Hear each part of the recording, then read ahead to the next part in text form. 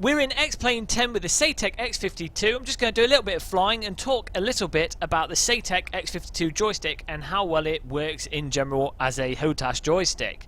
Now I've picked X-Plane 10 because it's got some really nice small planes with really nice flight dynamics, so I think it's a nice test for how responsive the joystick is. Whereas Elite Dangerous, it's interesting, but it's not... The vehicles aren't as responsive as a real world plane, or not as dynamic. So nonetheless, let's go for a takeoff. We're on runway 1, I guess, as there's only seems to be one runway here. The sun is setting, and well, here we go. Look to the right. There's a queue. What looks like I'm not sure if that's a 747, and then some kind of rich person's propeller-driven private plane. But let's go, because we're holding everyone up. So engines up. I've bound the buttons. This is one of the things with the X52. It has all the buttons you could possibly need. I mean, the hats are really good for looking around. The yaw on the joystick, which I'm just using now to stay straight as I go down the runway, it's really handy. If you don't have foot pedals, you know, it works. It works well. You can control the plane. I didn't put the flaps in the right place. I'll put them down now. A bit late, but we'll pretend that didn't happen. It's one of the things I like about the X52, and if you see my other videos, you know I've been playing with a HOTAS Warthog and the Saitek X55.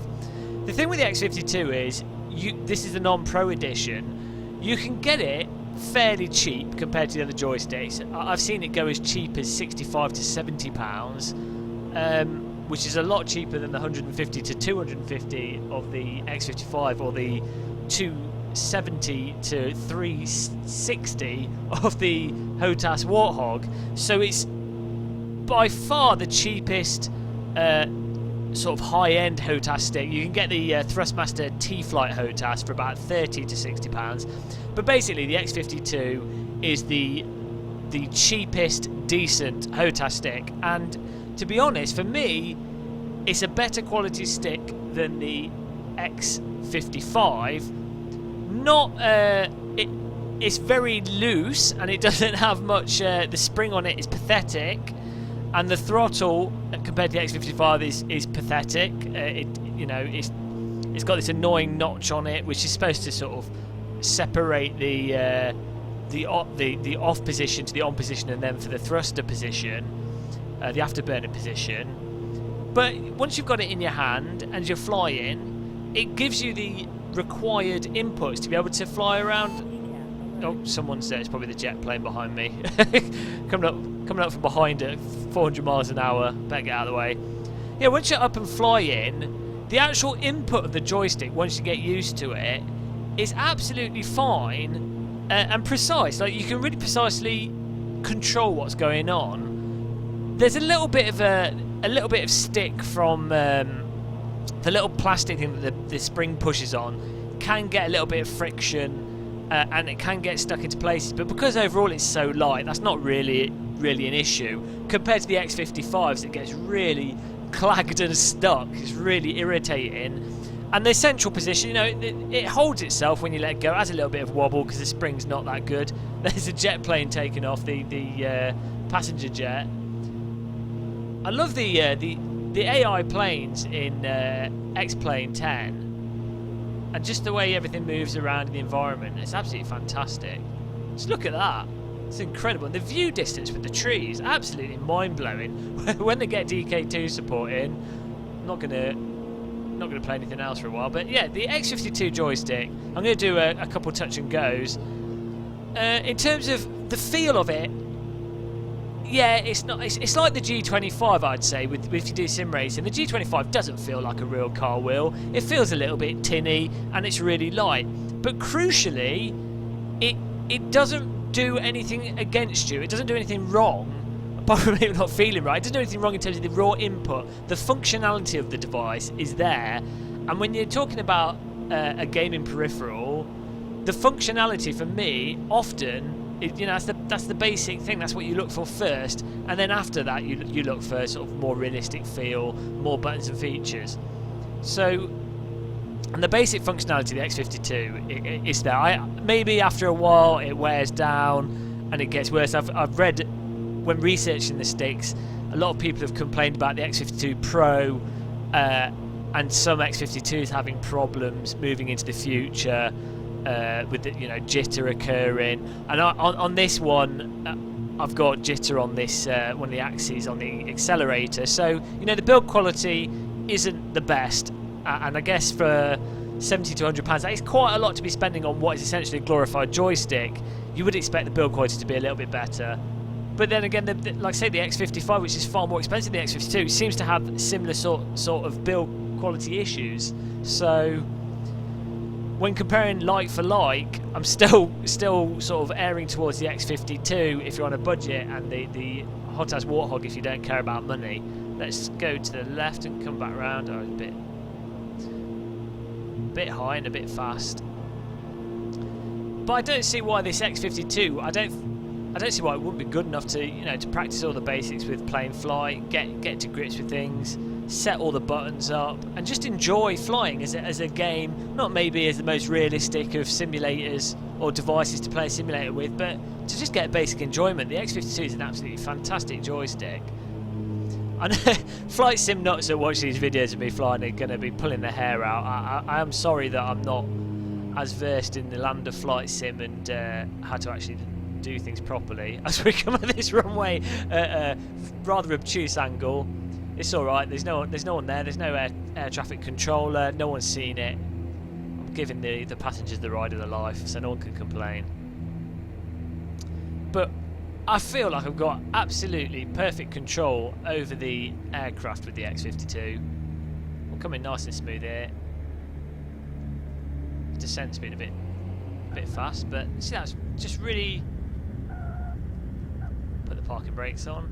Just come in and land really nicely, and I mean that was complete dog's dinner of an approach. We'll take off again. Take the parking brakes off. Complete mess of an approach, but it's so the input from the X52 is just so it's gentle, and the yaw might annoy you, but it's just precise. And I think for people looking for a good HOTAS system on a budget, the X52 is probably where it's at. Let's do another pass. Now you can probably see in the videos, it does light up really nice. It's got this, I'm not sure if that displays on the video, it's got a little display screen which lets you know which mode you selected on the joystick. You've got this little dial here that lets you toggle through different modes. It then allows you to bind different options to the buttons. So it sort of expands the amount of options you can have really with the amount of buttons on it.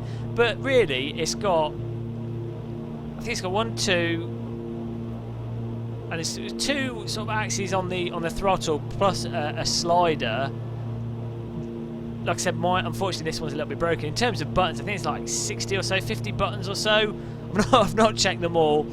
But for basic aeroplanes, 30 buttons does the job for small aeroplanes. I'm sure, if you've got the buttons there, you can map them and use them. But you can't really complain about the number of buttons. And they've got a nice positive click to them. There's the other thing I thought was a bit strange with the X55 compared to the X52 is the buttons on the X52 have a really nice feel to them. Oh, well, he's coming into land. I mean, they do feel like generic buttons. You're not talking ultra high quality buttons on it. They just feel like generic joystick buttons, but they've got a nice positive click on them. There's nothing particularly wrong with it. And oh yeah, actually the shape of the stick, for me, it's a really nice shape, and you can adjust the bottom button, your pinky finger button. You can adjust the height of that. So again, unlike the X55, where there's no adjustability at all, you can actually customise this joystick a little bit, not a massive amount of customization, but you can undo. There's a little, let's see if that's on the camera. Pull up. There's a little screw knob. Oh, stall. There's this screw there. You can undo that, and you can adjust the pinky button and have it so that your hand is really nicely resting on it. That also adjusts this part of the stick here, the bit that your hand rests on, so you can get it really feeling exactly how you want, really, which is again not a feature in the X55 as far as I can tell. There's nothing to unscrew on it. Maybe there's a bolt you have to undo, but I don't. It doesn't look like it's adjustable to me. So, let's come in for another landing.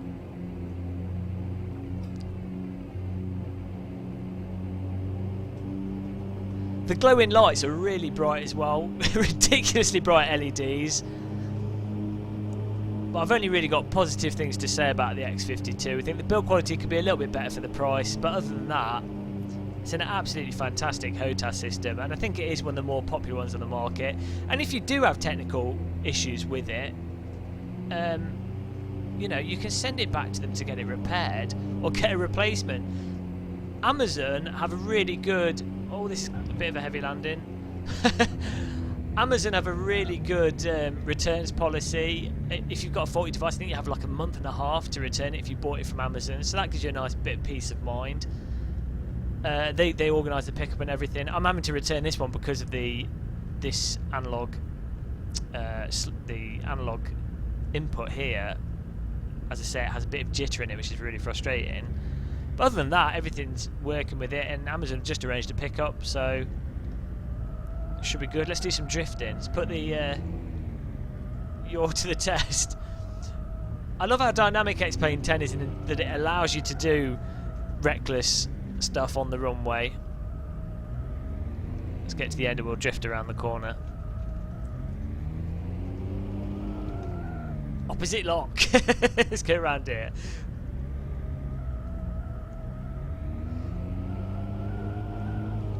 Oh yeah. Oh, we're gonna run out. No, no. Too fast. Front tire scrubbing off and we go onto the dirt. Oh, there's 2 jet planes now. For a rural airport, it sure is busy. Everyone's coming to this lagoon. I don't even know where it is. Looks like from the air, it looks something a bit like Mexico or something, or somewhere near the Amazon. Who knows? But everyone's coming here for a holiday trip.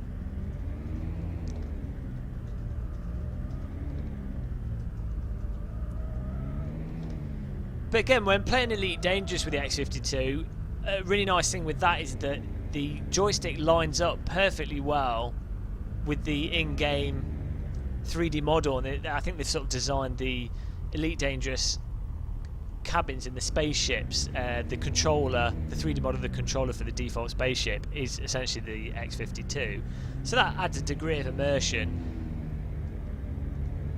to the experience, and it also makes sense when you're looking at the buttons and your cabin. Your guy in the cabin is moving his fingers over the buttons as you move them. When you're playing with the DK2, that can be quite immersive. We're going all the way down here, slalom. I don't remember in X-Plane, not in X-Plane, in Microsoft Flight Simulator. I don't remember the physics on the ground being this dynamic. It seems to be a lot more stale. It's really nice thing with X-Plane 10, it just feels really dynamic. As I go off-road, but we're going to pip this jet plane. He's going to take off on the taxiway, I think. Let's see what he's doing. Oh, there's another plane on the runway. What is going on? Oh, he's off. He's off. And he's skidding as we go underneath him. And we're in his... This would absolutely rip my plane in half, but we'll follow him.